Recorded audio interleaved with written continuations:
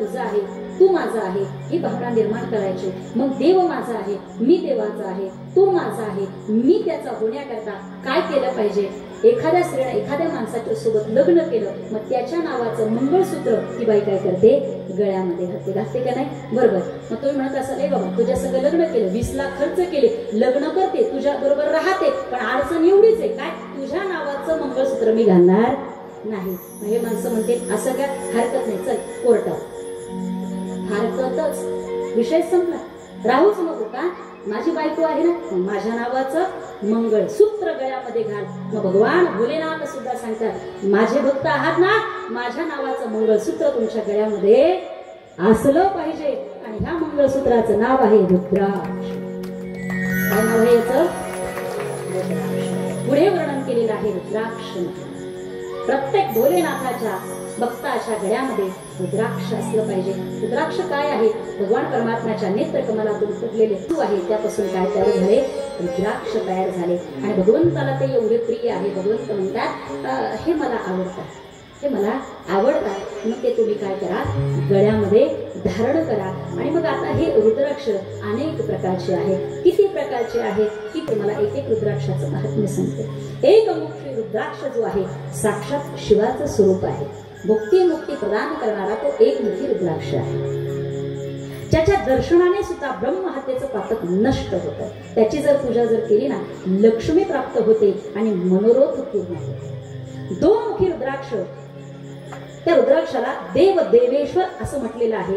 कामना पूर्ण करतं आणि इष्ट फल ते आपल्या जीवनामध्ये देतं.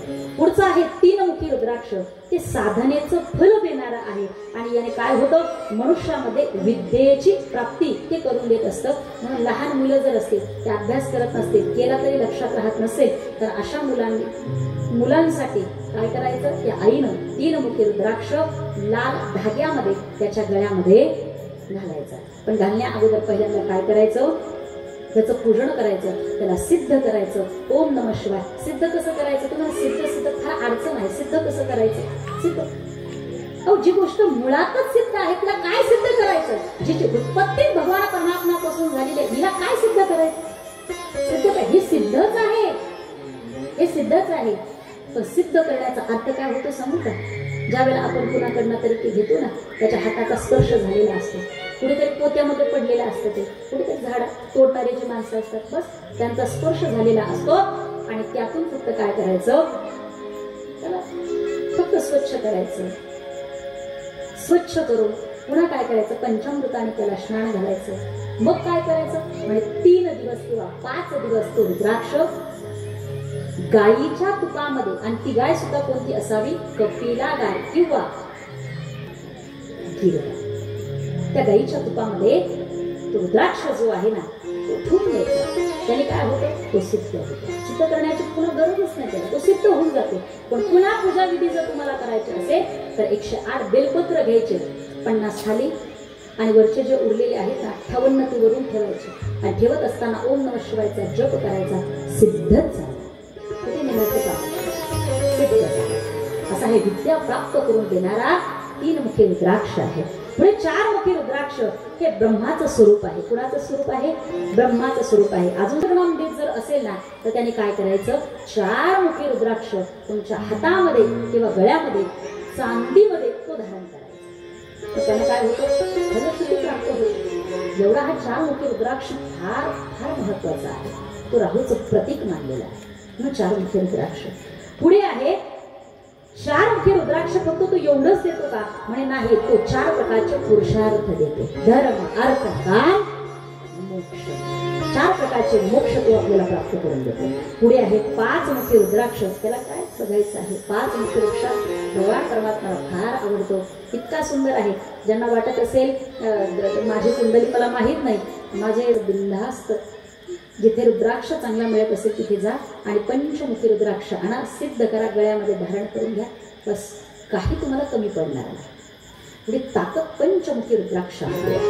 ते कशाचं स्वरूप आहे, म्हणजे ते कालाग्नी स्वरूप जे आहे ते मांडलेलं आहे. भगवंत म्हणतात हे मला सगळ्यात जास्त प्रिय आहे. ते काय करतं, मनोवांछित असणारी मनोकामना ते पूर्ण करतो. एवढंच का म्हणे नाही, ते मुक्ती प्रदान करून देतो आणि पुढे काय करतो म्हणे ते पापाचा नाश करतो. पुढे चला, 6 मुखी रुद्राक्ष कार्तिकेयाचं स्वरूप आहे, तेही धारण करावे.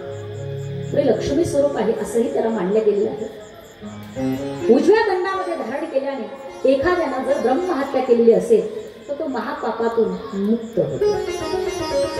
7 मुखी रुद्राक्ष हे अनंग स्वरूप असून अनंग ह्या नावानंच ते ओळखल्या जातो आणि 7 मुखी रुद्राक्ष हे साक्षात सप्त देवींचं आणि सप्त ऋषींचं प्रतीक आहे. याच्यामध्ये आलेलं नाही पण हे मी सांगते कारण मला माहित आहे म्हणून सांगते.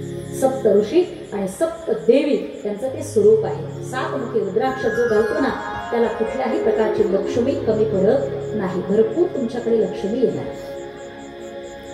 ती धारण केल्यानं दरिद्रता जाते, माणूस धनवान बनतो. चला पुढे, 8 मुखी रुद्राक्ष अष्टमूर्ती भैरव स्वरूपामध्ये सांगितलेलं आहे, त्याचंही वर्णन केलेलं आहे.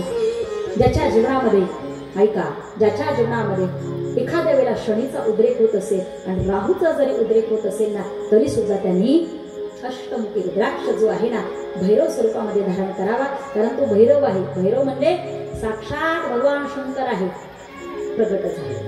अष्टमुखी रुद्राक्ष, जेवढं तुम्हाला आयुष्य मिळालं ना तेवढंच आयुष्य तुम्हाला जगायलाही मिळतं.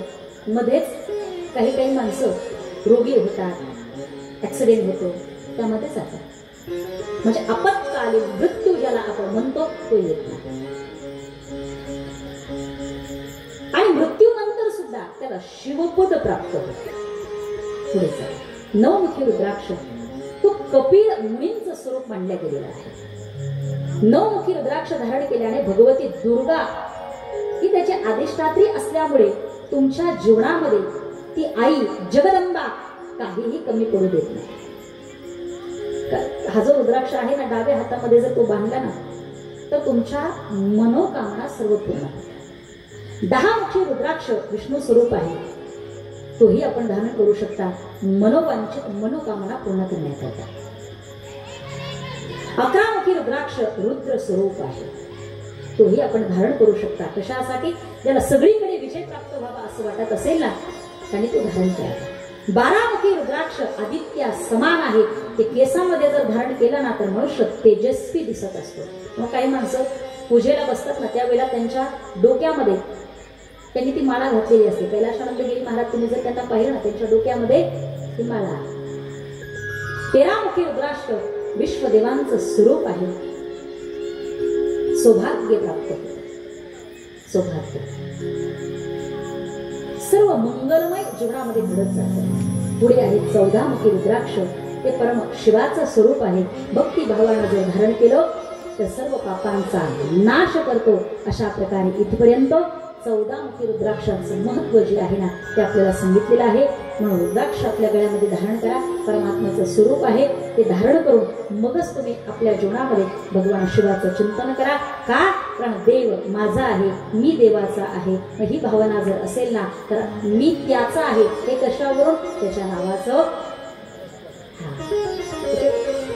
गल्लीमध्ये जर 10-15 कुत्रे मोकळे फिरत असतील, मोकळे फिरतात, भुकतात, कोणावरही भुकतात, माणसं काय करतात? मोठी काडी घेतात, त्याला मारतात, बरोबर? आणि त्यांच्यामध्ये एखादं जर पट्ट्याचं कुत्र असेल तर त्याच्या गळ्यात पट्टा आहे, त्याला मारतात का तुम्ही? झोपले का? त्याच्यातच एखादं पट्ट्याचं कुत्र असेल त्याला मारतात का? नाही. माणसं म्हणतात हा त्याला मारू नका, त्याचा मालक कोणीतरी असावा. हेही तसंच आहे. हे काय आहे? कोणाची ताकद आहे? अजिबात नाही.